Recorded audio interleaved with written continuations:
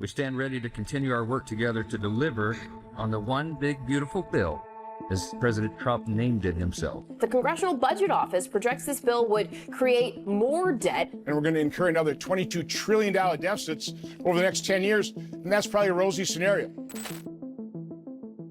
Most people think stocks run the world. But what if I told you there's a market twice as big and far quieter, yet controls everything, from the cost of your mortgage to the value of your retirement, even whether your government can pay its bills. Every second, governments, corporations, and investors move trillions of dollars through a single global system. A system that quietly sets the price of money itself. When this market twitches, banks panic, stocks tumble, and politicians suddenly talk about fiscal responsibility. And here's the kicker. Most people, even those who trade stocks daily, barely understand how it works. This is the bond market, the invisible engine behind the global economy. Savings bonds are the most widely held securities in the world. Their shares in America. United States savings, stamps, and bonds. Buying bonds builds security for yourself as... And if you don't understand bonds, you don't really understand money. In the next few minutes, we'll break down what bonds actually are, why their movements decide everything from your mortgage rate to your retirement fund, and how to read the clues professionals use to predict where the economy's heading. The bond market doesn't make headlines like Apple or Tesla stock. You won't see influencers talking about it on TikTok. But it's quietly the biggest financial market on Earth. That's right. The world's bond market is larger than all global stocks combined. Think of it as the economy's bloodstream. Every dollar governments spend, every loan a business takes, every mortgage written, flows through this system. Governments issue bonds to fund roads, schools, and hospitals. Corporations issue bonds to expand factories or develop new products. Even cities issue bonds to fix bridges or build parks. Every time someone buys a bond, they're lending money, and together, investors decide the cost of borrowing across the planet. That's why some say the bond market is the thermostat of the global economy. Turn it up, money gets expensive. Turn it down, money gets cheap. Bonds don't just sit quietly earning interest. They set the rhythm every other market dances to. At its core, a bond is simple. It's a loan. But instead of borrowing from a bank, the borrower borrows from investors like you. When you buy a bond, you're lending money to whoever issued it. It could be the US government, a big company, or your local city. In return, they promise two things. One, they'll pay you back later. That's the principal. Two, they'll pay you interest along the way. That's the coupon. Remember the four key parts of a bond with PCMY. Principal, coupon, maturity, yield. Think of it like renting out your money. You loan it out, they pay you rent, and return it at the end. Simple, right? Except bond prices move every day. And when rates change, bond values change too. When rates rise, bond prices fall. When rates fall, bond prices rise. Understanding that relationship explains why billion-dollar funds panic when the Fed speaks. Here's the part that confuses most people. When interest rates go up, the price of existing bonds goes down. When interest rates go down, those bonds go up in value. Think of it like a seesaw, price on one side, yield on the other, always opposite. Example, you buy a bond for $1,000 that pays 5% or $50 a year. Next year, rates rise to 6%. New bonds now pay $60. So no one wants your old 5% bond. You'd have to lower your price to about $833 to match the new yield. Flip it around. If rates drop to 4%, your bond suddenly looks golden.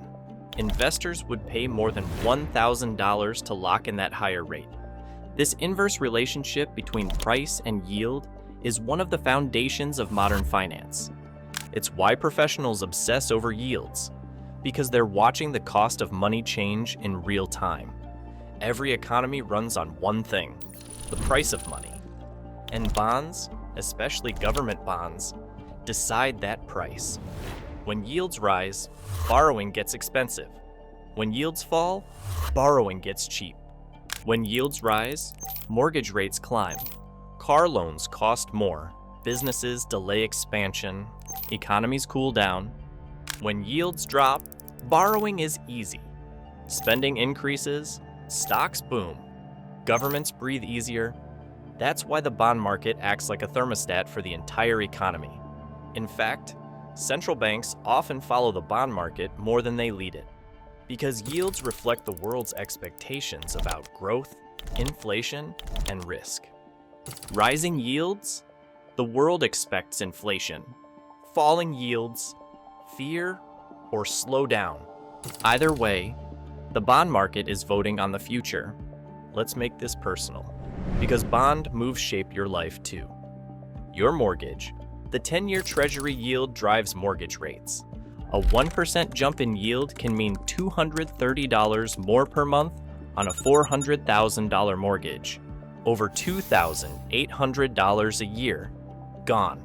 Your retirement, when yields fall, safe, returns vanish. Retirees take on more risk. When yields rise, income returns. That's why your parents loved 5% CDs in the 80s and hated 0% in the 2000s. Your job? Companies borrow via corporate bonds. When yields rise, loans get pricier, projects freeze, layoffs follow. Higher yields equals fewer jobs, slower growth. Bonds quietly decide your house payment, your savings rate, and your company's future. The yield curve shows interest rates for government bonds, from short-term, 3 months, to long-term, 30 years. Normally, long-term bonds pay more. That's a healthy, upward-sloping curve. But when short-term yields rise above long-term ones, the curve inverts. That inversion is one of the best-known warning signs of a recession, because it means investors expect trouble ahead, and they're rushing into long-term bonds for safety. Every US recession in the past 50 years was preceded by an inverted yield curve. Not always right, but almost never ignored. So when you hear, the yield curve just inverted, that's not finance speak. That's the market whispering, something's off. The financial world is a tug-of-war between stocks and bonds. When yields rise, safe returns look attractive. Money leaves stocks. When yields fall, safety pays less, money rushes back to stocks. This back and forth defines every market cycle. Rising yields crush tech booms, falling yields spark bull markets. Understanding which side of that rope investors are pulling on helps you see where money's headed before everyone else does. So you may ask, who buys all these bonds? The answer? Everyone. Pension funds for steady income. Insurance companies to match long-term liabilities. Governments to stabilize reserves. Foreign countries to manage currency value. Japan and China alone hold trillions in US treasuries. Those decisions shape currencies, exports, and even geopolitics. And you? If you have a 401k or balanced fund, you already own bonds, indirectly. You're part of this massive global system without even realizing it. When a government spends more than it earns, it borrows by issuing bonds. Those bonds fund everything from roads to defense.